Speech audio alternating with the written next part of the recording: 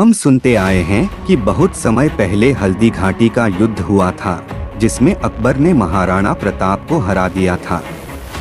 लेकिन हाल के कुछ बरसों से नए इतिहास का दावा किया जा रहा है। इसके मुताबिक हल्दी घाटी के युद्ध में असल में महाराणा प्रताप ने अकबर को हराया था। राजस्थान के कुछ राजपूत संगठनों ने वहां के मुख्यमंत्री अशोक गहलोत को पत्र भी लिखा है। इसमें मांग की है कि भारतीय पुरातत्व विभाग के अधीन आने वाली राजस्थान की साइट रक्ततलाई से वो तख्तियां हटवाई जाएं, जिनमें लिखा है कि हल्दी घाटी में अकबर ने महाराणा प्रताप को हराया था। दरअसल रक्ततलाई हल्दी घाटी से 4 किलोमीटर दूर स्थित जगह है। ऐतिहासिक जगह है। यहाँ लगे बोर्ड पर लिखा है कि हल्दी घाटी के युद्ध में महाराणा प्रताप की सेना पीछे हटी थी। लेकिन अब सदियों बाद कुछ इतिहासकारों और राजपूत संगठनों का दावा है कि इतिहास को दोबारा अच्छे से समझने पर उन्होंने पाया कि ऐसा असल में हुआ नहीं था। कुछ समय पहले राजस्थान के इतिहासकार चंद्रशेखर शर्मा ने एक शोध पत्र जारी किया था। इसके मुताबिक महाराणा प्रताप हल्दी घाटी युद्ध के बाद जमीनों के पट्टे जारी करते रहे। इस हिसाब से हल्दी घाटी के युद्ध में महाराणा प्रताप की जीत हुई थी, क्योंकि अगर वो हारे होते तो लोगों को पट्टे कैसे जारी करते? क्या ये दावे सच हैं? हल्दी घाटी के युद्ध में असल में क्या हुआ था? महाराणा प्रताप या अकबर, कौन भारी पड़ा था? कवि कन्हैया लाल सेठिया ने एक कविता लिखी, पाथर पीठ, और कर्नल जेम्स टॉड ने किताब लिखी है, annuls and antiquities of Rajasthan. आइए इनके आधार पर समझने की कोशिश करते हैं, कहाँ है हल्दी घाटी। हल्दी घाटी असल में एक दर्रा है। अरावली पर्वत श्रृंखला से गुजरने वाला दर्रा राजस्थान में उदयपुर से करीब 40 किलोमीटर दूर। इस दर्रे की मिट्टी हल्दी की तरह पीली है, इसलिए प्रचलित नाम हल्दी घाटी पड़ा। महाराणा प्रताप और अकबर की यहीं पर हुई लड़ाई को हल्दी घाटी की लड़ाई कहा जाता है। लेकिन असल में जो मुख्य लड़ाई थी वो यहाँ से 4 किलोमीटर दूर रक्ततलाई में हुई थी। इसीलिए रक्ततलाई का काफी ऐतिहासिक महत्व है। चित्तौड़ का कुंभलगढ़ किला, यहाँ कटारगढ़ के बादल महल में विक्रमी संवत 1596 के जेठ महीने की उजली तीज के दिन महाराणा प्रताप का जन्म हुआ। ग्रेगोरियन कैलेंडर के हिसाब से तारीख थी 6 मई 1540। महाराणा प्रताप उदय सिंह के सबसे बड़े बेटे थे। उनकी मां का नाम जयवंता बाई था। पहले बेटे के जन्म के बाद ही उदय सिंह जयवंता बाई से विमुख हो गए। वे अपनी सबसे छोटी रानी धीरबाई भटियाणी को सबसे ज्यादा पसंद करते थे। लिहाजा आगे चलकर उन्होंने महाराणा प्रताप के बजाय धीरबाई के बेटे जगमाल सिंह को अपना उत्तराधिकारी घोषित कर दिया। हालांकि महाराणा प्रताप के कौशल को देखते हुए अधिकतर सिसोदिया सुल्तान उन्हें ही गद्दी के योग्य मानते थे। 28 फरवरी 1572 को उदय सिंह का निधन हो गया। उस समय राजवंशों में यह परंपरा थी कि राजा का सबसे बड़ा बेटा सुरक्षा कारणों से अपने पिता के अंतिम संस्कार में भाग नहीं लेता था। महाराणा प्रताप भी अपने पिता के अंतिम संस्कार में नहीं गए। लेकिन उस अंतिम संस्कार से उदय सिंह का एक और पुत्र नदारद था, धीरबाई का बेटा जगमाल सिंह। ग्वालियर के राम सिंह और महाराणा प्रताप के नाना अखेराज सोनगरा को पता चला कि जगमाल महल में हैं और उनके अभिषेक की तैयारी चल रही है। दोनों राजमहल पहुंचे और जगमाल को गद्दी से हटा दिया। महाराणा प्रताप का राज्याभिषेक कराया गया। मुगल और मेवाड़ इधर दिल्ली में अकबर दिन ब दिन शक्तिशाली हो रहा था। मुगलों और मेवाड़ के सिसोदिया राजाओं के बीच यह अदावत 3 पीढ़ी से जारी थी। राणा सांगा को बाबर के हाथों खानवा में हार का सामना करना पड़ा था। महाराणा प्रताप के पिता उदय सिंह को अकबर के हाथों चित्तौड़ हारना पड़ा था। मेवाड़ के सिसोदिया सरदार जानते थे कि भविष्य में भी अकबर के साथ युद्ध को टाला नहीं जा सकता था। महाराणा प्रताप के सत्ता संभालने के 4 साल बाद आखिरकार दोनों सेनाएं आमने सामने आईं। अकबर दिल्ली से चलकर अजमेर आया।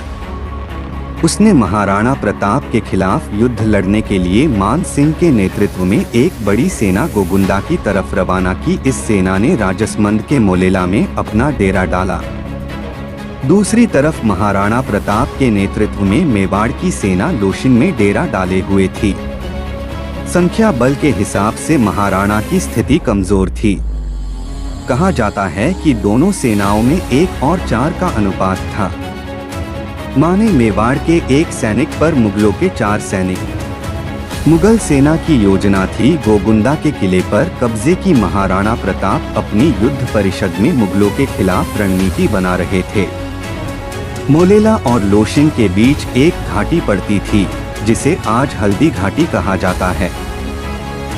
युद्ध की शुरुआती योजना के अनुसार संख्याबल की कमी से निपटने के लिए यह तय किया गया कि मेवाड़ के सैनिक हल्दी घाटी के दर्रे में युद्ध लड़ेंगे ताकि संख्या बल के असंतुलन से निपटा जा सके।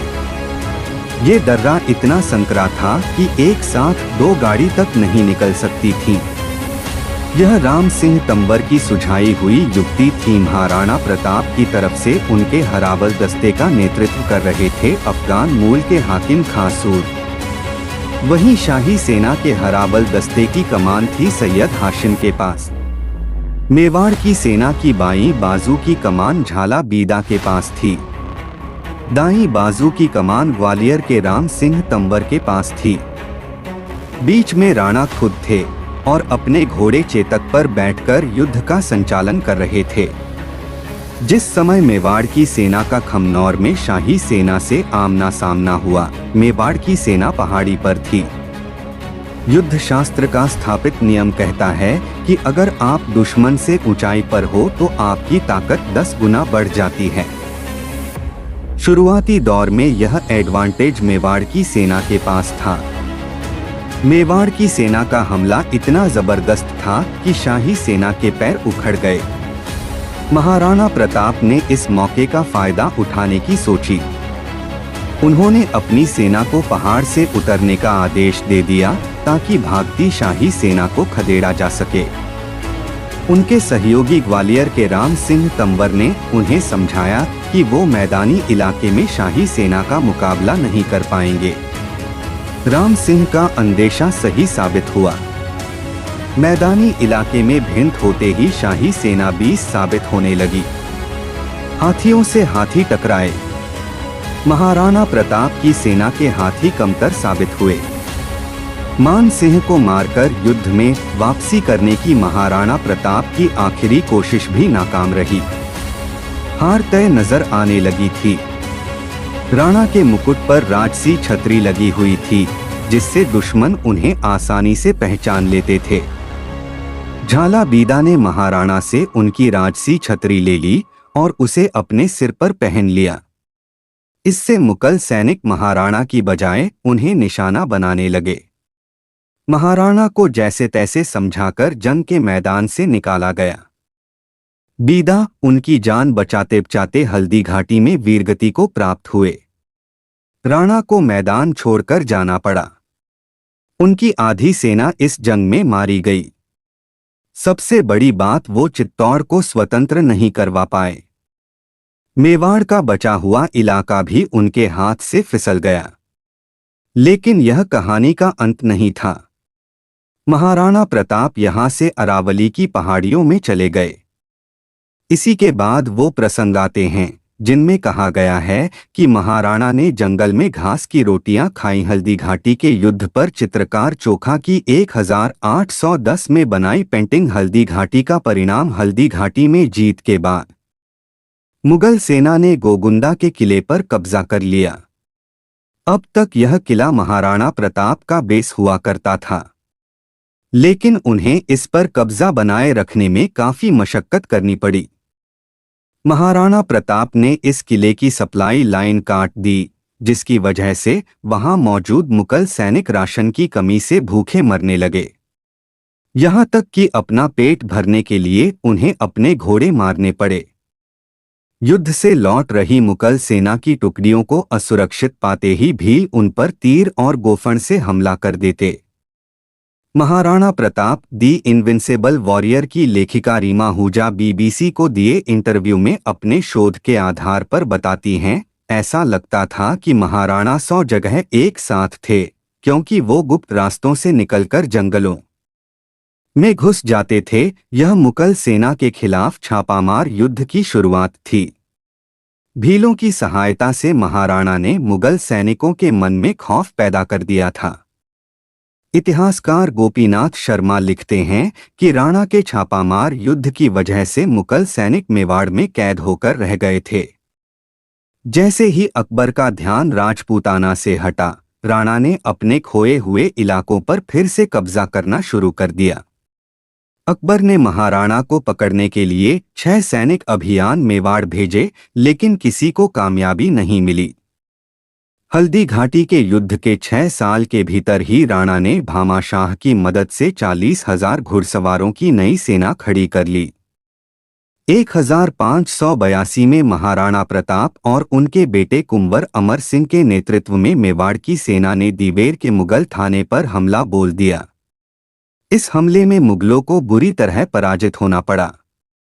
देखते ही देखते उन्होंने कुंभलगढ़, गोगुंदा और उदयपुर पर वापस अपना अधिकार कर लिया। हल्दी घाटी के पास रक्त तलाई में लगा शिलालेख। इस शिलालेख में पहले लिखा था कि राजपूतों को पीछे हटना पड़ा।